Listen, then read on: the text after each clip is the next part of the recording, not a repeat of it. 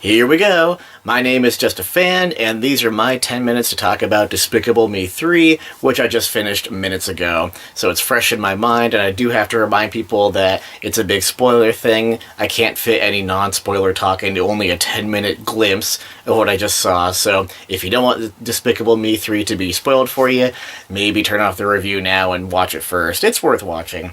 Here we go, though. I got my electronic brick. We're going to set it for 10 minutes, and with the most stressful alarm we can find, because it makes it more fun. Looks like Siren's the best one we got. So here we go. 10 minutes begin now.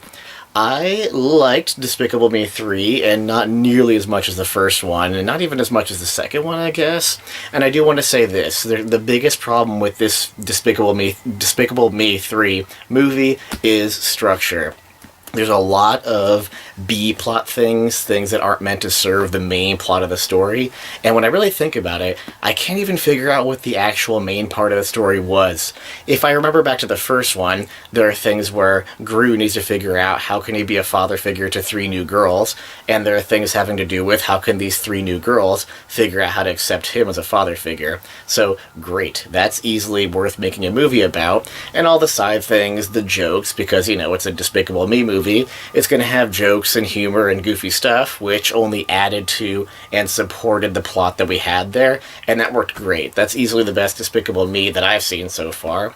I've seen the second one once. The second one only once on TV, and it was fine. It also had a main structure. We had Gru trying to be, dad for the 3 new girls. Great. I'm glad they kind of figured things out, and we could see some of their lifestyle. And then we had Lucy, who was coming into the story, and it was cool knowing that the girls wanted him to find a wife, find love, and it was cool realizing, maybe to them as a viewer, that they could use a mother figure. So as Lucy comes into the story, and she works with Gru to do all their stuff in that movie, it was cool near the end to find out that they kind of got what they wanted there. Gru got something he might not have known he wanted, and the story had a full resolution that was supported with the main plot they had to go through. So again, you had a main A-plot that worked out well, and structure. When I think about Despicable Me 3, I can't even figure out what the main story was. Is the story about Gru finding out he has a twin brother and figuring things out with him? Was that the main story? I mean, that didn't even start until a little ways in. Was it about him stopping this antagonist guy, what's his name? Balthazar Brat? Which is a great villain, by the way. So it is about that. Is it about the girls growing up a little bit more? It didn't really seem to be that, but it could have been. Was it about Agnes realizing that unicorns don't exist, or having to accept that she can't have a unicorn? Is it about, what's the other thing I'm trying to say? Is it about the minions and how they actually decide they don't want to work for Gru anymore, and he has to deal with how he has no more minions, or the minions don't have him anymore? All these things could have been used to serve a main plot to a story, or could have been the main plot to carry us from point A to point Z, but none of them really were the main plot. There were so many side plots and so many B plots, you could say, but nothing really ended up being the thing. And what it seemed like it was going to be was Lucy and Gru having to get their jobs back, right? The opening sequence was awesome. I love this idea that there's this guy whose theme of a villain is to make 80s references and talk about 80s music and things like that. That's pretty awesome. I'm a huge nostalgic person for the 80s and 90s, so perfect for me, and also perfect for those adults who, bring their kids to watch this movie. They get a lot of enjoyment out of that, as well as the other well-written things in the movie, too. So I love just the fact that we had an opening sequence. It's good to see that villainy is still alive out there, both in terms of in the movie and just in film in general. I'm glad we can still do things like that. I'm excited for Incredibles 2. But to the point of Despicable Me 3, the sequence was he has to get the diamond back. He does get the diamond back, but then he gets fired anyway, even though he got the diamond back, and there's a new person who's running I think it's called the AVL, right? And so she fires him, and by the end of the movie, he gets the diamond back, and they just rehire him because he did the same thing he did originally anyway.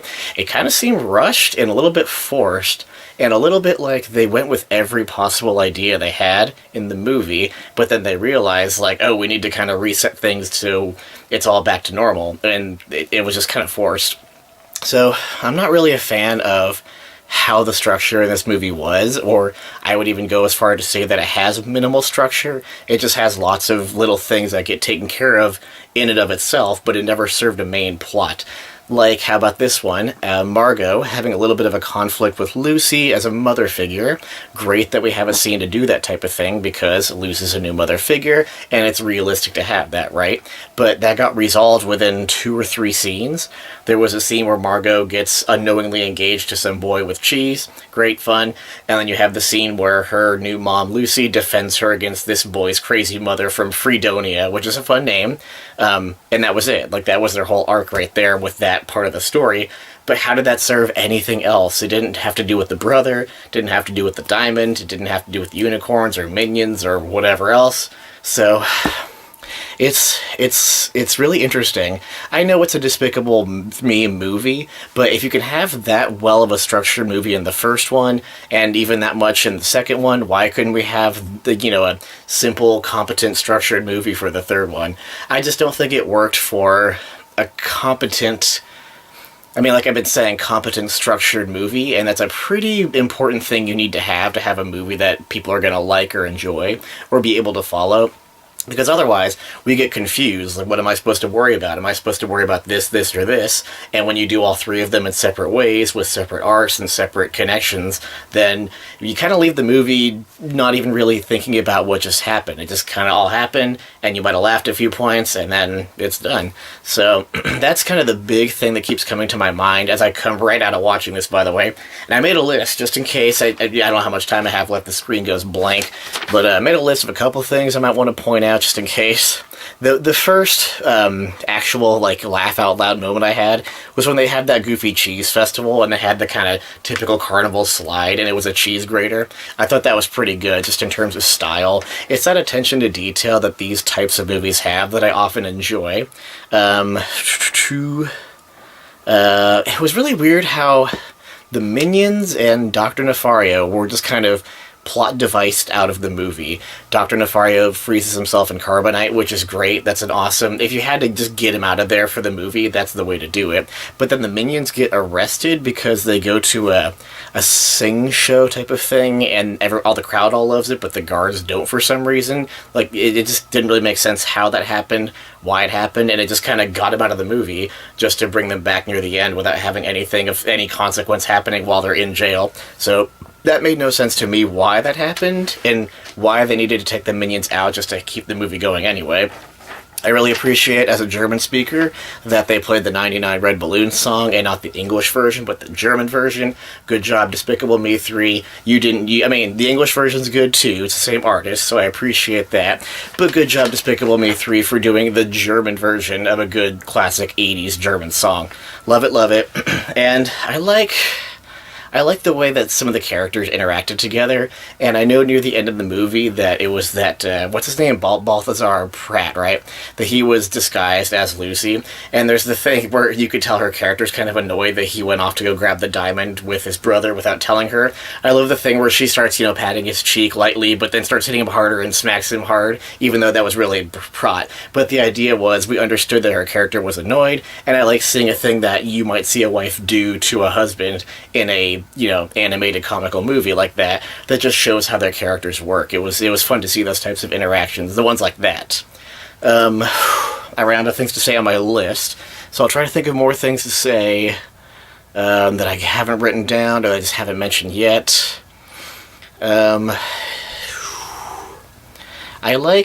was kind of weird how the brother of Gru and his brother had he had a weird moment when he first met his brother where he said, okay, we should get out of here because this guy freaks me out. But then a couple of scenes later, then they go to, their dad has a pig thing going on, which is a front for the real family business, I think he said.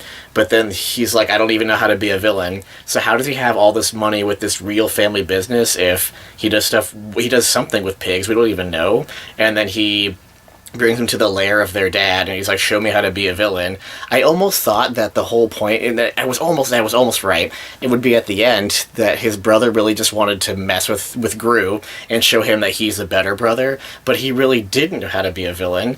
I was just kind of expecting him to pretend he didn't know, and then when they got the diamond back, he'd be like, "All right, we did this. We're so awesome. You're a great brother, but I'm the better brother because I had you going the whole time." And then he would steal the diamond and fly away or something like that.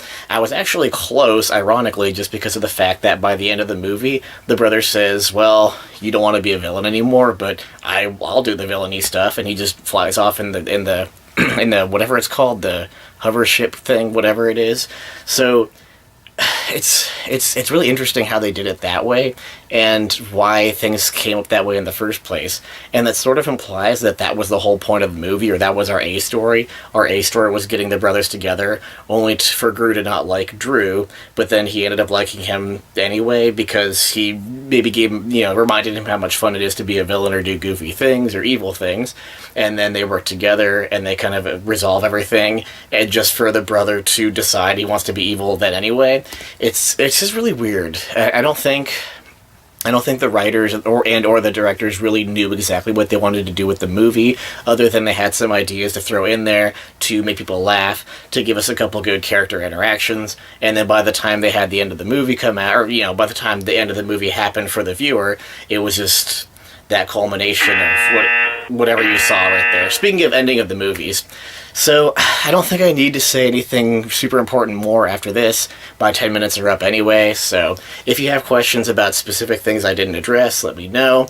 My name is Just a Fan, and these were my 10 minutes for Despicable Me 3.